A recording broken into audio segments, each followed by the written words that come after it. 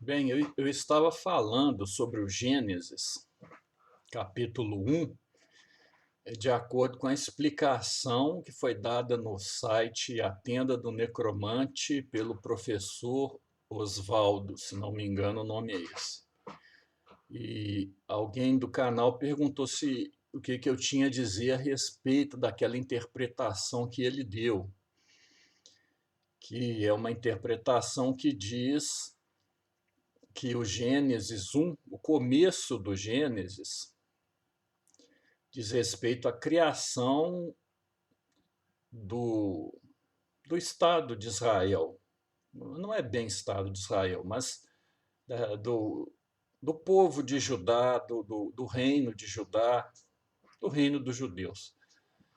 E que o homem criado ali é o habitante daquela região, ou, ou pode ser o rei daquela região. Bem, ele deu uma definição que não está de acordo com a teologia e nem com a religiosidade cristã ou judaica. E me perguntaram o que eu tinha a dizer a respeito. Eu disse que eu tinha 4 coisas a dizer a respeito desse assunto. A primeira está no vídeo 1, em que eu falei dos níveis de realidade e falei que em um determinado nível de realidade, o que ele disse está correto ou parcialmente correto. Cada nível de realidade tem seus próprios critérios de colocar o que é verdadeiro e o que é falso. Então, nesse caso, teria que chamar outro exegeta com tanta experiência e tanto conhecimento quanto o dele, de preferência com maior conhecimento do que ele, para poder fazer uma crítica à interpretação que ele deu. Mas me parece que ela está parcialmente correta, pelo menos. Mas aquilo esgota o assunto, e eu digo isso porque em um momento do vídeo ele fala assim: então todo mundo leu a Bíblia errado, quem quiser ler a Bíblia de forma correta, venha para a tenda do necromante. Bem, eu acho que ele está fazendo uma propaganda do site dele, não tem problema nenhum. E a Berenice está latindo aqui. A Berenice parou de latir. Mas, bem, fazendo uma propaganda, não tem problema nenhum. Mas aquela forma de ler a Bíblia, meu cabelo está um ninho de mafagafos, mas aquela forma de ler a Bíblia, não, é claro que ela não é a única correta e nem a forma correta por excelência, nem as formas diferentes de ler a Bíblia estão erradas. Aquela ali está correta só dentro de um nível de realidade. Aí quem quiser entender o que eu estou dizendo com nível de realidade é só ver o vídeo número 1. A segunda questão que eu coloquei, foram 4, a segunda diz respeito à concepção de hermenêutica, a saber em que lugar está o sentido de um texto. Ele tem uma teoria psicológica, o sentido do texto está na mente de quem escreveu o texto. Outros colocam que o sentido do texto está no texto, e outros dizem que o sentido do texto está na própria vida humana, na própria realidade humana. E isso traz diferença, porque, bem, isso traz diferença, é só ver o nível 2, o vídeo número 2, que eu vou mostrar, que lá eu mostro a diferença nas diferentes formas de conceber a hermenêutica e de conceber em que lugar está o sentido do texto. Aliás, esse assunto foi muito discutido durante todo o século XX pela filosofia da linguagem, que predominou no século XX, principalmente na primeira metade do século XX. O que significa um texto, qual que é o sentido de um texto. E até hoje tem discussão sobre isso. E a resposta não está muito clara, não.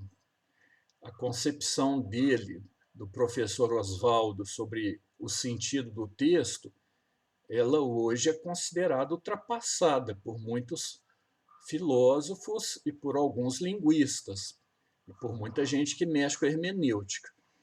Mas dizer que está ultrapassada não quer dizer que está errada, né? Ela pode estar ultrapassada, mas pode estar correta. Mas, para mim, falar que o sentido do texto está no autor que escreve o texto, para mim isso é um erro.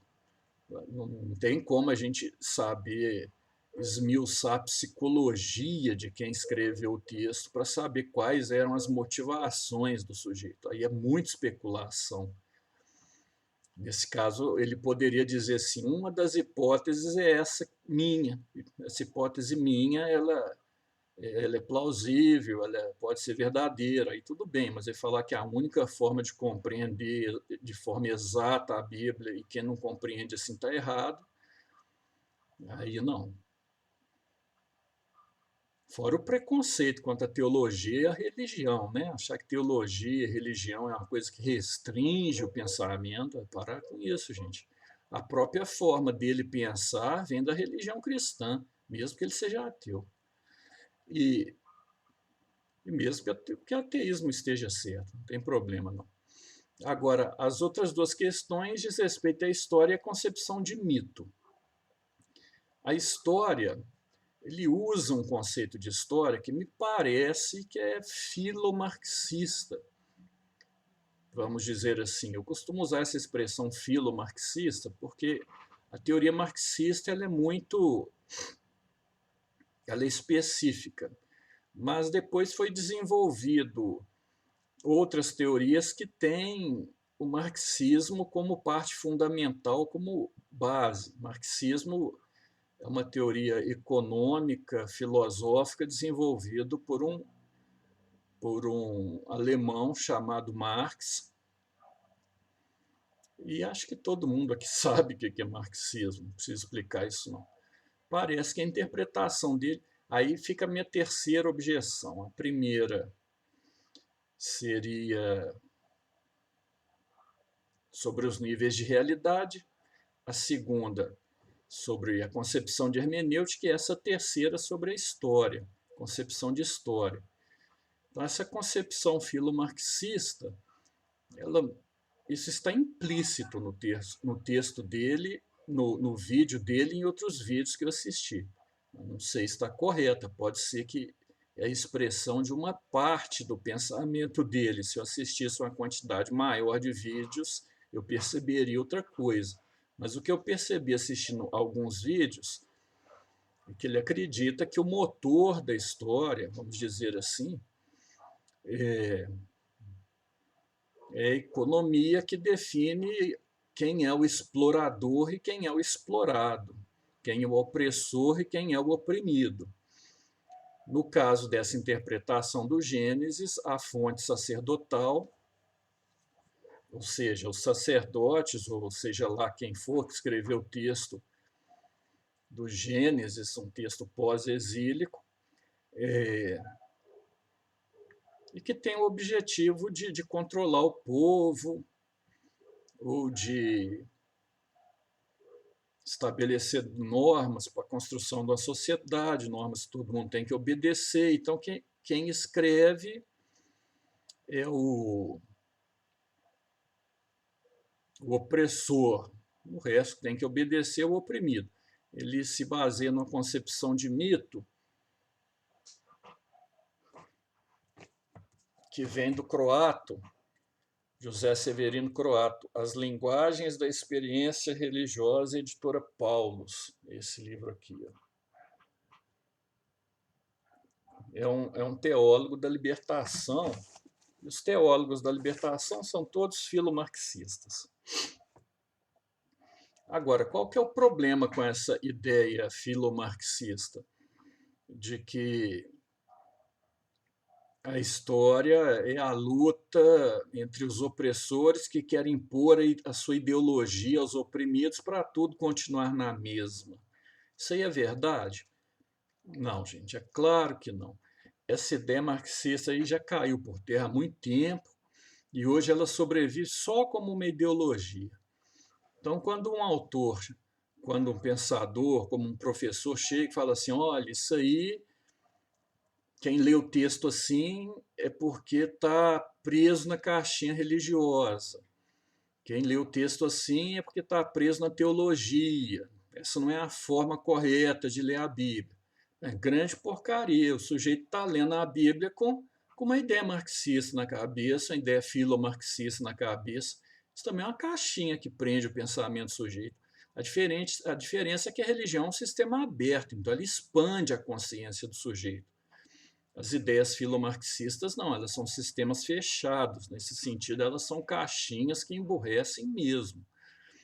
Então, observar, ler o Gênesis por essa fonte filomarxista é uma prisão ideológica. Teve um assinante do canal, assinante não, um sujeito que faz parte do canal,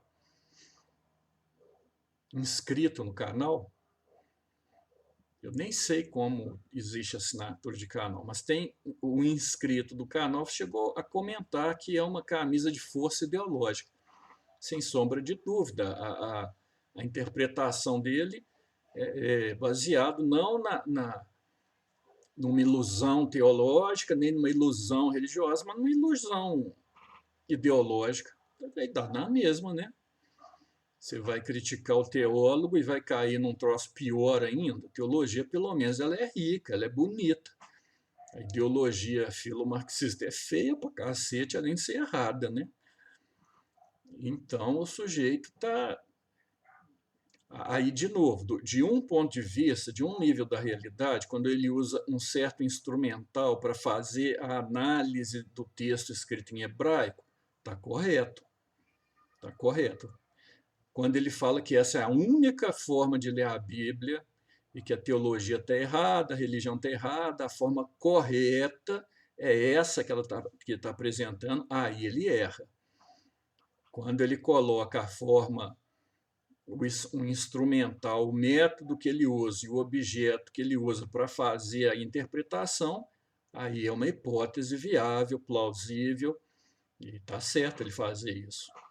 Então a questão aí é dos níveis de realidade, né? A pessoa aceita só um nível de realidade e recusa os outros. Isso sim é estar preso numa caixinha, no caso ideológica. Então essa história de que o motor da história é a luta de classes está errado. Completamente errado. Isso aí nem se discute mais. Só discute isso quem está envolvido com política e quer colocar a gente amiga no poder, geralmente da esquerda, né? E aqui no Brasil, principalmente o PT. Nada contra o PT. O cara pode colocar o PT no poder, não tem problema nenhum. Mas justificar uma pesquisa, disfarçar uma pesquisa com um discurso ideológico para eleger um partido político, aí isso eu não aceito, não. Isso não é academia, não. Isso é atividade militância. Se o cara quer ser militante, vai militar na rua, na praça pública, que é o lugar da militância. Vai lá na Central dos Trabalhadores, no sindicato, faz discurso em comício. Mas na academia, não, gente. Academia é lugar de estudo. Então, se um sujeito vem com uma ideologia filomarxista e fala essa é a única forma correta de interpretar o texto, o resto é teologia doida, é religião doida, isso aí está errado. Isso aí está errado, isso é militância disfarçada de ciência. E aí, de novo, eu digo, os métodos dele o resultado que ele que apresenta como sendo uma hipótese plausível dentro de um nível da realidade, está correto. Ou pelo menos é uma hipótese legítima, que tem que ser discutida com outros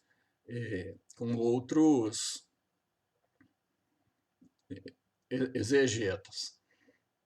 Mas dizer assim, venha para a tenda do necromante, que aqui você vai aprender bem a interpretar a Bíblia. As outras interpretações são viciadas e estão erradas. Aí está errado, né? A interpretação dele também está viciada. viciada por um pressuposto que eu considero errôneo, que é o seguinte: o sentido está na mente de quem escreve. Esse pressuposto, para mim, está errôneo, mas tudo bem, muita gente aceita ele como verdadeiro. Atualmente, pouca gente aceita ele como verdadeiro, mas tem gente que ainda aceita. Outro pressuposto é o opressor quer oprimir, quer manter a ideologia dele, e é por isso que ele escreve um texto. Isso está parcialmente errado também. Isso é um nível da realidade, mas não é o único. Então isso aí está errado. Está errado, não tem jeito não. Lendo a história da humanidade, existem opressores e oprimidos? É claro que existe. Existe a manipulação dos opressores. O opressor manipula o oprimido através de discursos, através de texto? É claro, não tem dúvida. A fonte sacerdotal, quando ela escreve um texto, ela quer também manipular o ser humano? Também tá. É claro que quer. Mas esse é o principal? Não. Essa é a única realidade? Não, de forma alguma. Lendo a história do mundo, dá para perceber que essa ideia de opressor e oprimido, que a casta sacerdotal quer oprimir a população ingênua, isso acontece de forma prioritária em um ou outro momento da história, e mesmo assim em um ou outro lugar. Na maioria dos casos, não é assim, não. Por exemplo, quando os brahmanes escrevem, colocam os Vedas por escrito, estão querendo manipular alguém? De forma alguma, isso é questão de sobrevivência. A religião deles estavam morrendo, se eles não colocassem por escrito. Brahmanes são sacerdotes da Índia. Se eles não colocassem os Vedas por escrito, aquilo ia sumir da memória da população. Então, os sacerdotes queriam preservar os textos dele e colocou por escrito. E se não tivesse colocado por escrito, era bem capaz de sumir mesmo, porque depois a Índia virou budista durante vários séculos. Aquilo lá ia ficar perdido, a tradição védica ficaria perdida. Então foi uma questão de sobrevivência, não foi para manipular ninguém, não. Da mesma forma, os textos budistas foram escritos a princípio para organizar, porque havia discordância, então não era para manipular ninguém, era um concílio, era para organizar os textos, e depois também uma questão de sobrevivência, porque o budismo estava acabando na Índia, e eles tiveram que colocar por escrito para sobreviver. Depois espalhou por toda a Ásia e continua firme e forte, né? E tem sacerdote que escreve e depois o rei mata. Então, que negócio é esse que o cara está escrevendo para controlar alguém? Todo ser humano controla. Controlar outro ser humano, isso é normal. Controlar o ser humano é normal. Antiético é esconder o controle. Você querer controlar o outro de forma despistada.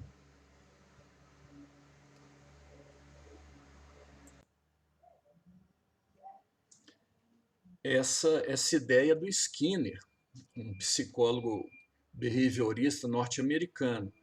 Não tem como não controlar. Viver de forma ética é explicitar os mecanismos de controle, porque aí a pessoa permite o contra-controle. Quando alguém esconde os mecanismos de controle, não há como ter contra-controle, e aí, nesse caso, está agindo de forma antiética.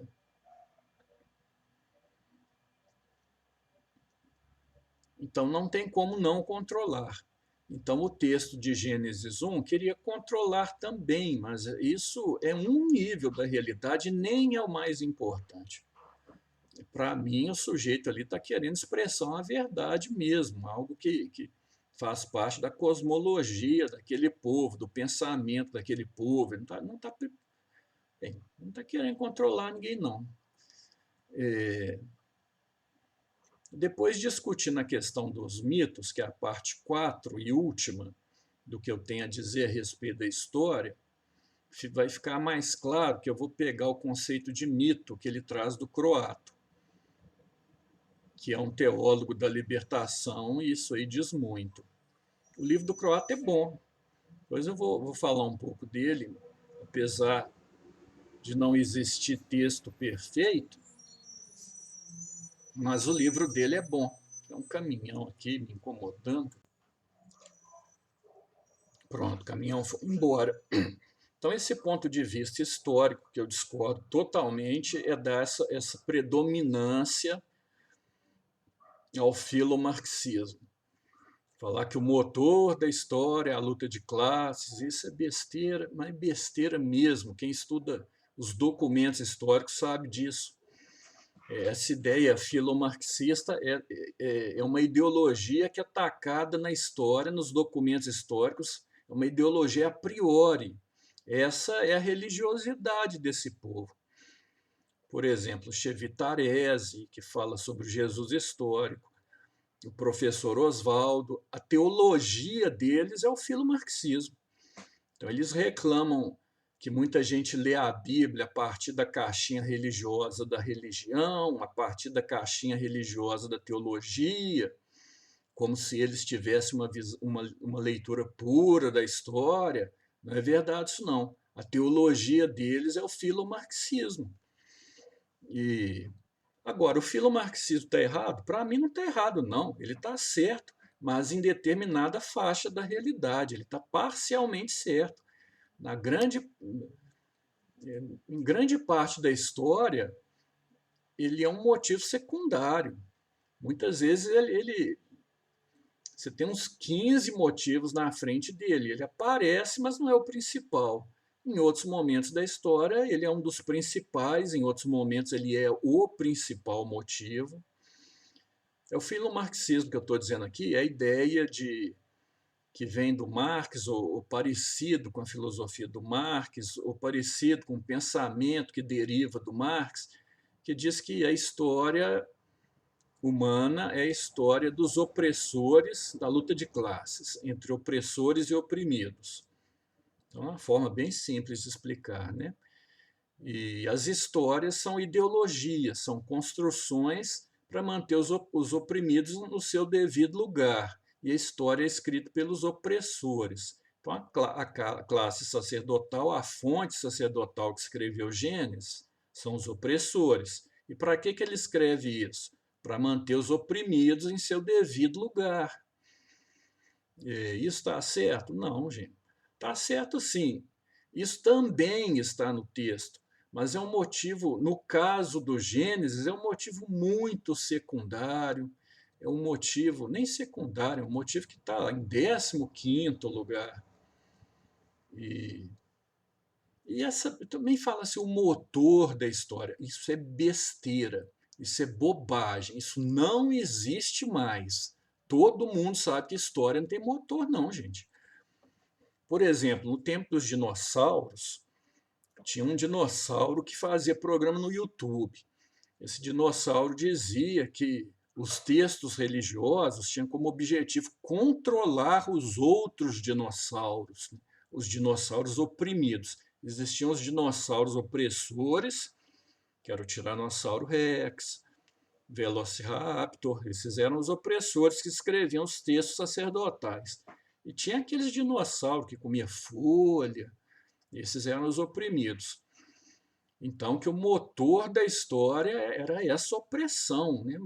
Os opressores escreviam textos dos oprimidos, textos para justificar, para deixar os oprimidos nos seus devidos lugares. E eles acreditavam que esse era o motor da história. Aí caiu um meteoro, todo mundo morreu. Então, que merda de motor da história que é esse, que um meteoro acaba com tudo? Então, a gente está aqui falando em motor da história, mas a revolução tecnológica já mudou tudo. Aquele capitalismo do século XIX acabou. Então, que motor da história que é esse? Daqui a pouco o Sol solta um pum lá e acaba a Terra. Me disseram que isso é possível. O Sol tem várias explosões na superfície solar. Pode ser que uma explosão lance uma lambida de fogo na Terra, bote fogo na Terra e acabe com tudo. Isso pode acontecer. Me disseram que pode, mas apesar de ser muito rápido, muito difícil, porque o Sol é muito grande. Então nós estamos aqui em motor da história, de repente vem uma lambida do Sol e acaba com tudo. Que motor da história que é esse? Os gregos e romanos estavam caminhando em uma determinada direção. Apareceu o cristianismo, mudou tudo. Então, cadê o motor da história? Na Índia, o brahmanismo estava indo muito bem na Índia, e apareceu uma rota comercial no norte da Índia, mudou tudo. Aí surgiu o budismo, que está totalmente entrelaçado com a aparição dessa rota comercial. Então, assim, qual que é o motor da história? O motor da história, nesse caso, foi a criação de uma rota comercial. E no mercantilismo europeu, você tinha uma determinada estrutura social. Por acaso abriu o mar Mediterrâneo, que estava todo protegido, se abriu, começou novas rotas comerciais, mudou a história toda. E um neguinho descobriu a América, mudou a história toda de novo. E alguém deu um tiro no JFK, mudou a história. Não tem motor da história, não, gente. A história é uma confusão do cacete. O pessoal vai vivendo, vai montando sociedade, mas aí vem uma guerra e acaba com tudo. Lá na Ucrânia estava cheio de gente pensando que o motor da história era a luta de classes, aí vem algum país estrangeiro e acaba com a luta de classes da Ucrânia por causa da guerra. Não faz sentido isso não. A história é uma bagunça. Você vê o Eric Voegelin, que é um austríaco. Ele é um austríaco que estudou, ele estava querendo descobrir qual que era o motor da história. Ele estava querendo descobrir o que movimentava a história, quais eram as leis da história. Ele escreveu uma obra de 14 volumes, se não me engano. Quando chegou no 14º volume, ele olhou para aquilo e falou: está tudo errado, está tudo errado, jogou aquilo para o lado. Esses livros têm publicado em português, pelas edições, pela Realizações, a história das ideias políticas. Então ali tem toda uma concepção de que a história tem um motor. Chegou num ponto e falou: está tudo errado, e jogou fora. E começou uma outra série chamada Ordem e História, que depois de lançar os três primeiros livros, ele também falou: está tudo errado, gente. Eu vou lançar um quarto livro agora que eu acho que está certo. E o acho que está certo dele foi exatamente falar isso: a história não tem ordem. Não existe uma lei histórica, não tem como fazer da história uma ciência nesse sentido, de descobrir as leis dos desdobramentos históricos. Isso não tem jeito de fazer.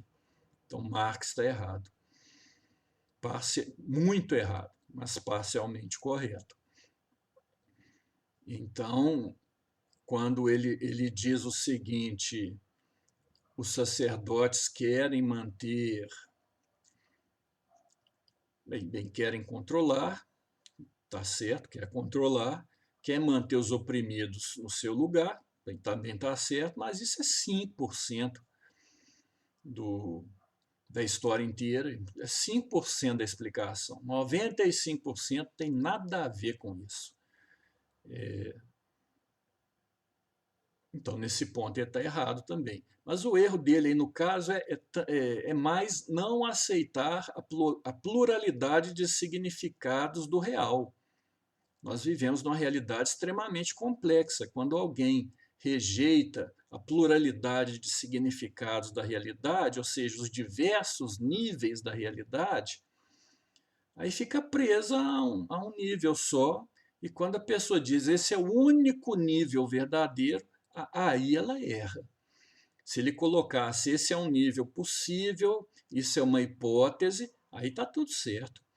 De fato, eu acho que está tudo certo, é impossível, né? Sempre tem alguma coisa errada. Mas a explicação dele usando a língua hebraica, o conhecimento do contexto histórico da época, e os métodos de exegese, está parcialmente certo, tem muita coisa certa. Errado é falar, esse é o único certo. Mas eu acho que ele fala que essa é a única forma certa de ler a Bíblia. Todo mundo até hoje leu a Bíblia errada. Quem quiser aprender a ler a Bíblia tem que ir no canal dele, que lá ele ensina bem a ler a Bíblia. Eu acho que é mais um jogo de marketing, né, para atrair os leitores, para atrair as pessoas que vão ver os vídeos. E no meu pensamento não tem problema nenhum. Eu acho que a pessoa pode ir lá na tenda do necromante, pode aprender muito, pode, com certeza vai aprender muito com ele. Mas aí tem em mente, né, que aquilo lá é um aspecto da realidade. E creio que nos cursos, eu acho que ele dá um curso, ou tem vídeos apenas para assinantes, e aí eu acho que ele esclarece melhor essas questões, né? Os vídeos voltados para o público, em geral, têm um determinado nível de profundidade. Já na sala de aula, nos vídeos apenas para os assinantes ou em cursos que ele dá, cursos fechados, aí ele deve explicar melhor, né? Falar assim, ó, gente, isso aqui eu acredito que é assim, mas isso é uma hipótese, tem gente que discorda, creio eu. Então é isso. A outra discordância, outro comentário que eu teria a fazer diz respeito à concepção de mito, mas isso fica para o próximo vídeo.